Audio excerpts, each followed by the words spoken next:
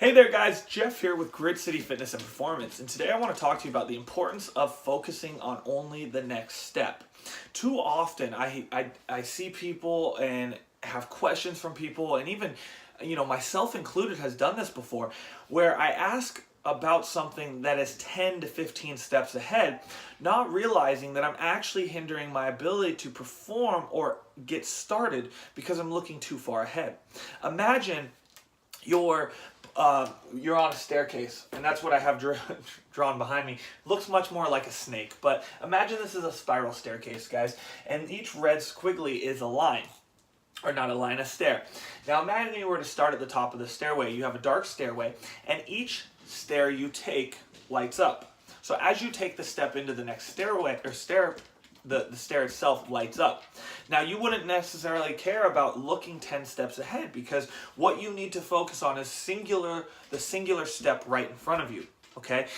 But if I look 10 steps down the spiral staircase, or the light down there goes on, I'd be making a massive gap, and my vision would kind of change to that. Now that means that I lose focus of the next step, and I start to look for the forward step. Now if that happened in real life, what ends up happening is you slide down the stairway on your butt, fall, collide, collapse, all kinds of fun stuff.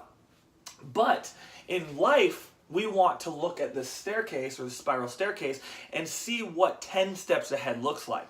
But when that happens, again, it gives us paralysis, and paralysis by almost analysis. So we actually stop ourselves from starting because we don't see the 10 steps. But what we really need to focus on is just a single step in front of us. Because as we take each step, the next step brightens up for us and says, this is what you need to do. But if I'm looking at the 10 steps, again, I'm getting paralysis and stopping myself because I don't know what step 10, 9, 8, 7, 6, 5, 4, 3, 2, 1 is.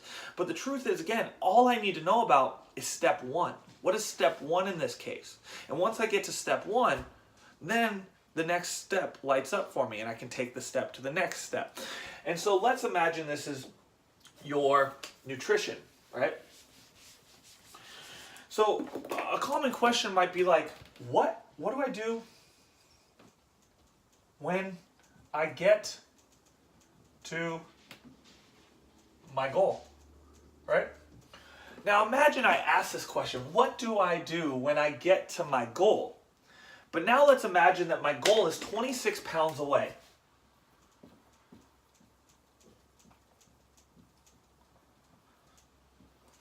How do you think my mental mindset is going to be shifted, and how I'm going to actually lose focus of what's important by thinking about what am I going to do when I get to my goal?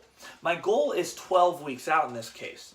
If I'm worried about what I'm doing 12 weeks from now, I'm not focusing on the tasks and things in front of me that will lead me to actually achievement of this goal.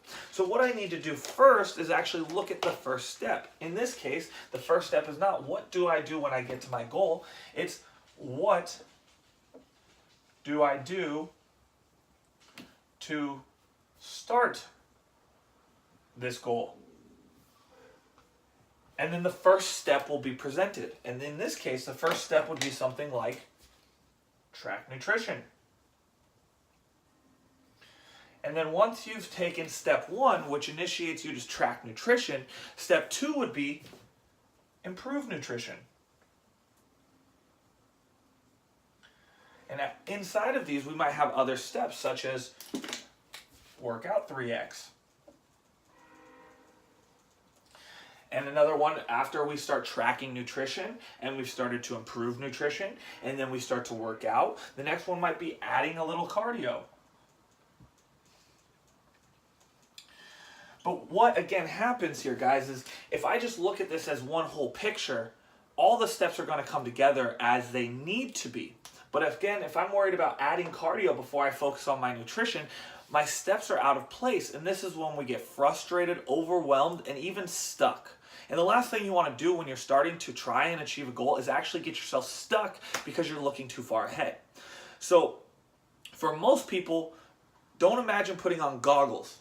Imagine not goggles, binoculars. If you were to look 10 steps away, imagine you put binoculars on every time you ask that question. Yet when you ask the question of what do I do next, and the focus of only just the singular next step. It's like putting a magnifying glass to the problem that you have in front of you and finding the one simple solution that will give you the outcome, result, or impact that you're looking for. Then you get rid of all the other frustration. Because the other thing, guys, is that sometimes, let's imagine we have another stairway.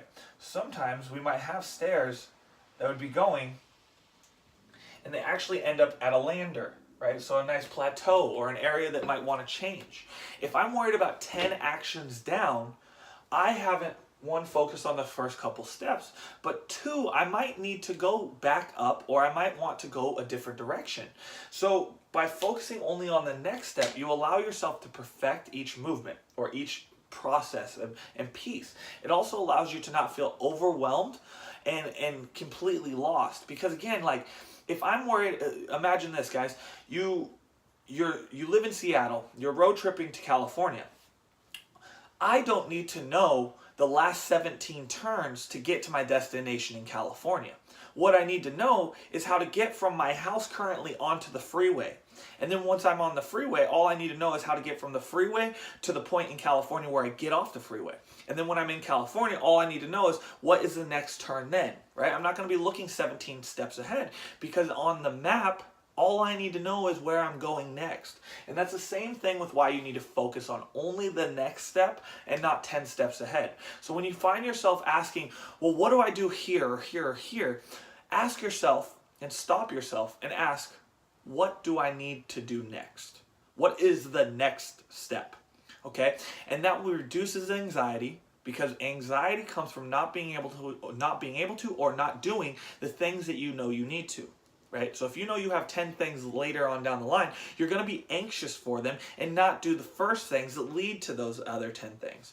The other problem then becomes you get paralysis and you stop doing any action. So instead of looking again 10 steps ahead, focus on the next step and only move forward with those. Forward on one step at a time. Imagine again, each step you take, the next step lights up. And as those go, the steps will continue to light up. Then you get to look back and look at all the steps you've completed. First, stepping back, looking, saying, hopefully you can light up all 10 steps and then I'll take my step. That's not a good way of looking at it because you'll never get started. So instead, focus on just the next step and ask the simple question of, what is the next step I need to take? Then the clarity around the solution will come and be very visible. Without that simple question, then you're kind of lost in space. So that's why it's important that you guys focus on the next step only, not 10 steps ahead. Focus on just improving each concept as you move through it and focusing on just taking one step at a time and not trying to jump 10.